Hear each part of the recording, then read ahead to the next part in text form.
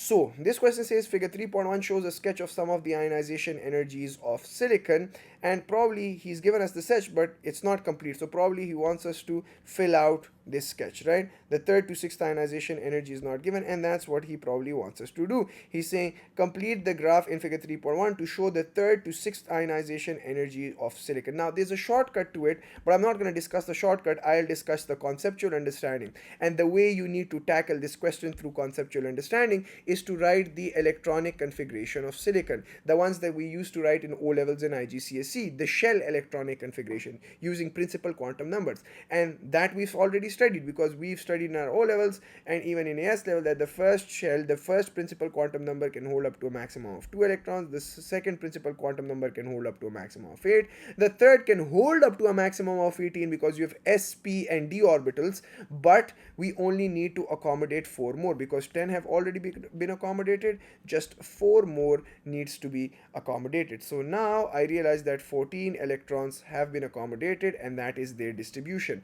And the reason why we need to know this is, if you recall your theory, you know that there's going to be a general increase in successive ionization energy, which means that if I remove electron from silicon, then silicon 1 plus, then silicon 2 plus, then silicon 3 plus, you'll realize that ionization energy will generally increase because electrons are being removed from a more positively charged ion. 14 protons are pulling on 13 electrons here, 14 protons are pulling on 12 electrons here, 14 protons are pulling on fewer electrons, so the attractive forces are stronger. The force of attraction that the outermost electrons feel becomes stronger since fewer electrons are being pulled by protons, being pulled by the same number of protons, right?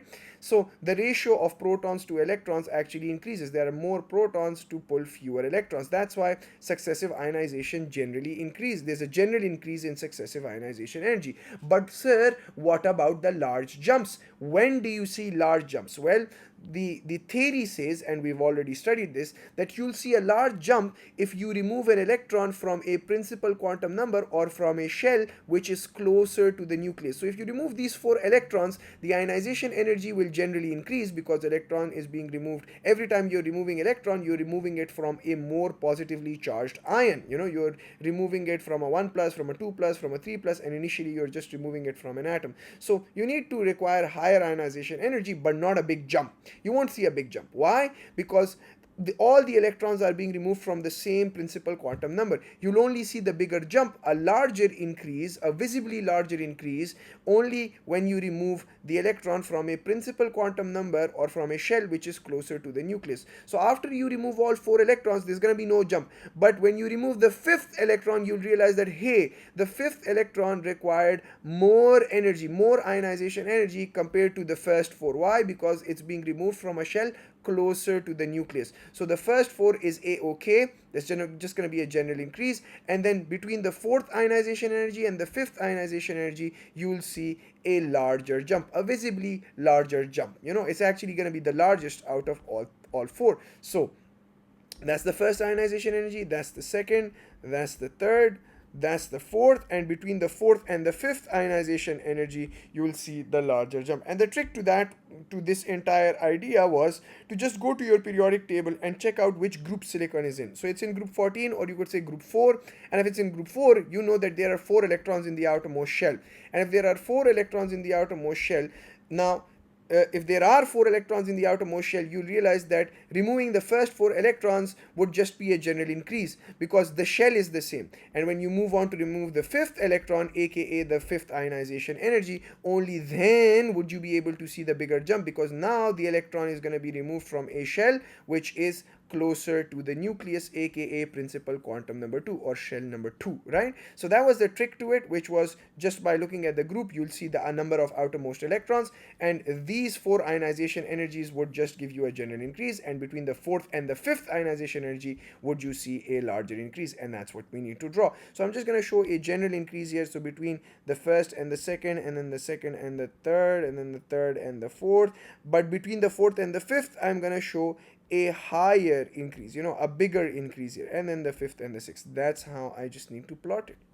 I'm going to show a general increase, and then a bigger jump between the fourth and the fifth ionization energy to tell the examiner that I know that silicon only had 4 electrons in their outermost shell. Now the fifth electron is being removed from a shell closer to the nucleus, aka that means that the attractive forces are stronger. So that's the jumps. That's the reason for this larger increase. And these are the tiny mistakes that students tend to make in their exams, and then they say, where did things go wrong?